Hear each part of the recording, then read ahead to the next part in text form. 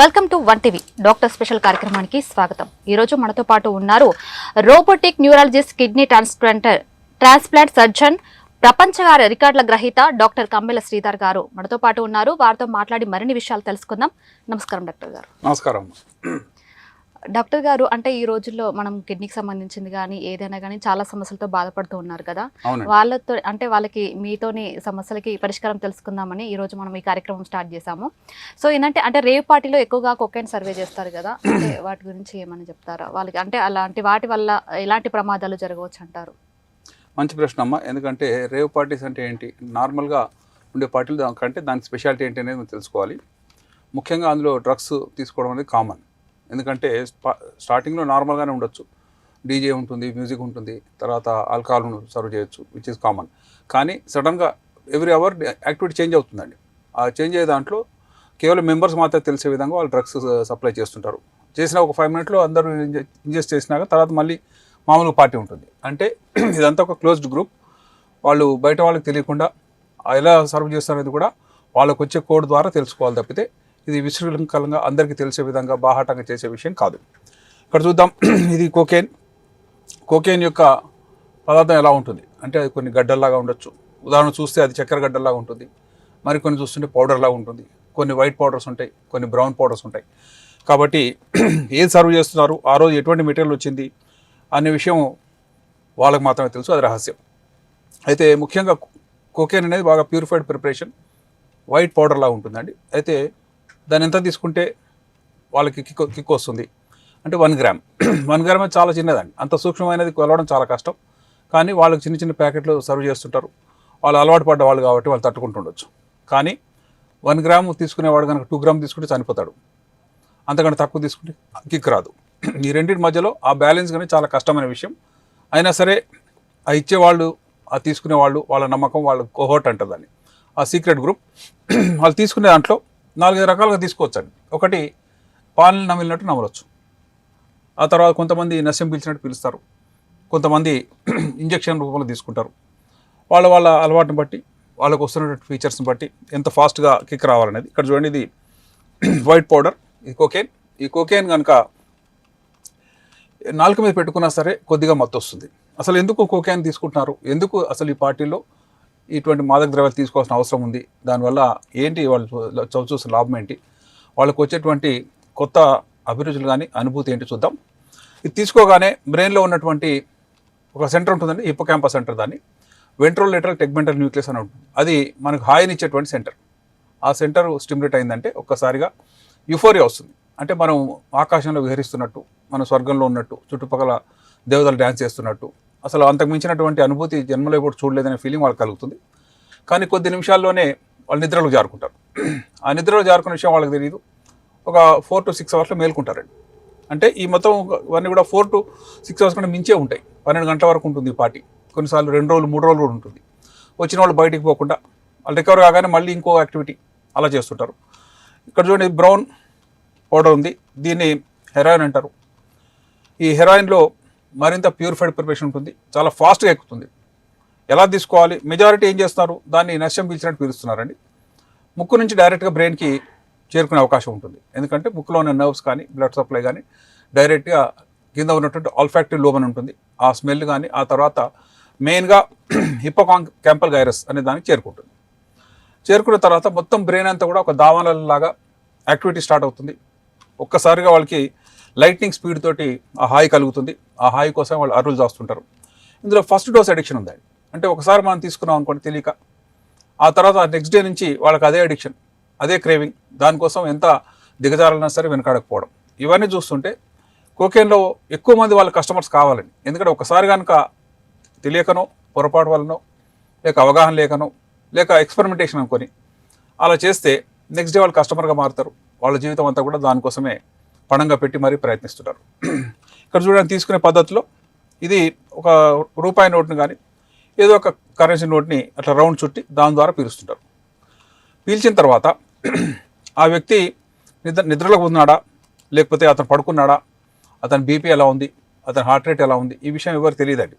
కొన్నిసార్లు పార్టీలో ఒక మనిషి చనిపోతే సడన్గా వాళ్ళు ఇవన్నీ చెప్పకుండా ఆ మనిషి హార్ట్ అటాక్తో చనిపోయాడని చెప్పి అందరూ ముఖం గడగా కూడబలుగుతారు. ఎందుకు అనంటే ఒకవేళ నిజం తెలిసిందనుకోండి, డ్రగ్స్ ఓవర్డోసేజ్ వల్ల చనిపోయాడని కానీ, లేక అతను అసలు ఫస్ట్ టైం డ్రగ్స్ తీసుకున్నాడు కాబట్టి తట్టుకోలేక చనిపోయాడని కానీ తెలియనివ్వరు.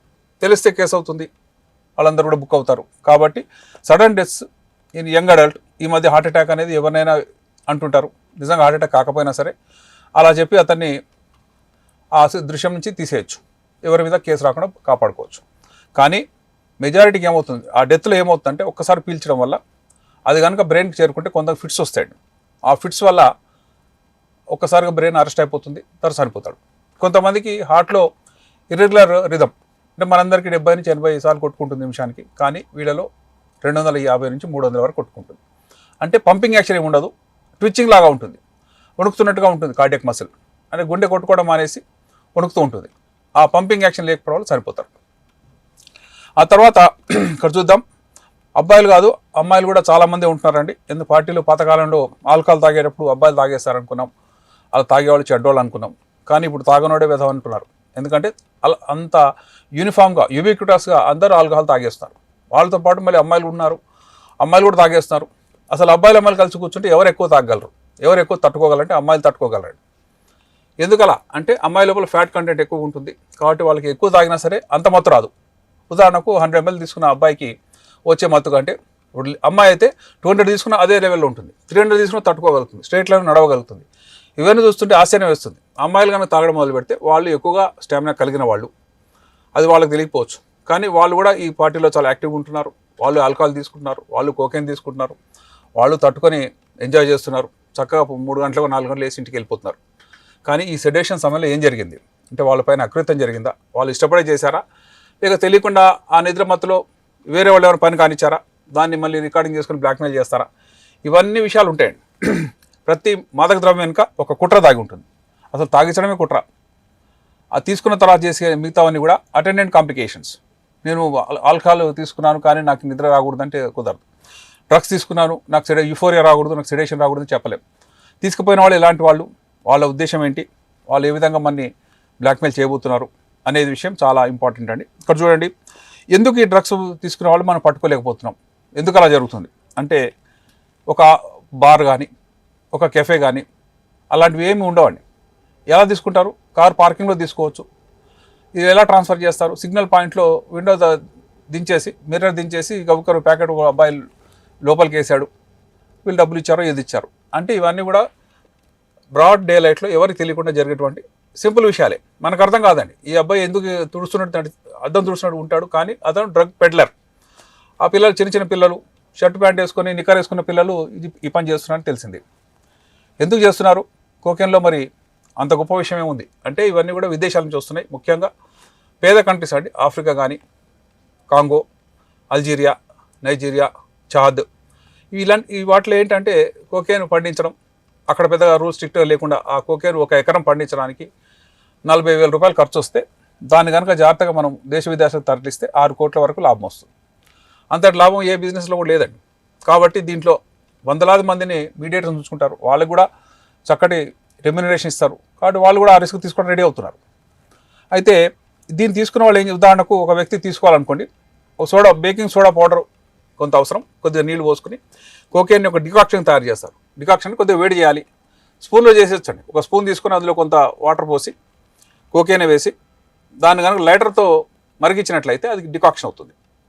ఆ డికాక్షన్ అతనే ఇంజెక్ట్ చేసుకోవచ్చు, లేక అతని ఫ్రెండ్స్, అతని గ్రూప్లో ఉన్నవాళ్ళు, ఆ పార్టీలో ఉన్నవాళ్ళు కానీ ఇంజెక్ట్ చేయొచ్చు. ఇక్కడ చూడండి, దీనిలో ఎక్కడ కూడా దొరకడానికి ఛాన్స్ లేదండి. ఇది జరుగుతుందని చెప్పి ఒకటి ఫోన్ చేస్తే పోలీసులు వచ్చే వరకు అక్కడే ఉండదు. ఎందుకంటే సెకండ్స్లో మినిట్లో అయిపోతుంది, అది తీసుకోవడం అక్కడి నుంచి వెళ్ళిపోవటం. కాబట్టి జనరల్గా కార్ పార్కింగ్లో 4th floor, 5th floor, 3rd floor అట్లాంటి ఫ్లోర్స్లో జరుగుతుంది. అక్కడ ఎవరు అనుమానపడరండి. ఈ డికాక్షన్ చూడండి, చూడడానికి మామూలుగానే ఉంది. ఒక స్పూను హార్డ్లీ 1 ml. 1 ml అంటే ఎంత అమ్మా, చాలా కొంచెం, కానీ అది భారీ కిక్కిస్తుంది. దాని ధర 6,000 రూపాయలు ఒక డోస్. అది తీసుకున్న తర్వాత కొద్ది నిమిషాలు దానికి హాయి కలుగుతుంది. ఆ తర్వాత 6 గంటలు నిద్రపోతాడు, లేచి మామూలుగా వెళ్ళిపోతుంటాడు. నెక్స్ట్ మళ్ళీ 24 అవర్స్లో అతనికి క్రేవింగ్ స్టార్ట్ అవుతుంది. సో ఇలా ఒక్కొక్కళ్ళు కొత్త వాళ్ళని ఇండ్యూస్ చేయడం, వీళ్ళందరూ కలిసి మళ్ళీ కస్టమర్గా మారడం, చేతనైతే వాళ్ళే మళ్ళీ మీడియేటర్స్గా, పెడ్లర్స్గా, అంటే దానికి ట్రాన్స్ఫర్ చేసే అబ్బాయిలుగా మారిపోతున్నారు. ముఖ్యంగా స్టూడెంట్స్ సైడ్ మీరు గమనించి చూస్తే మన దేశంలో ఫారిన్ స్టూడెంట్స్ అవుతున్నారు.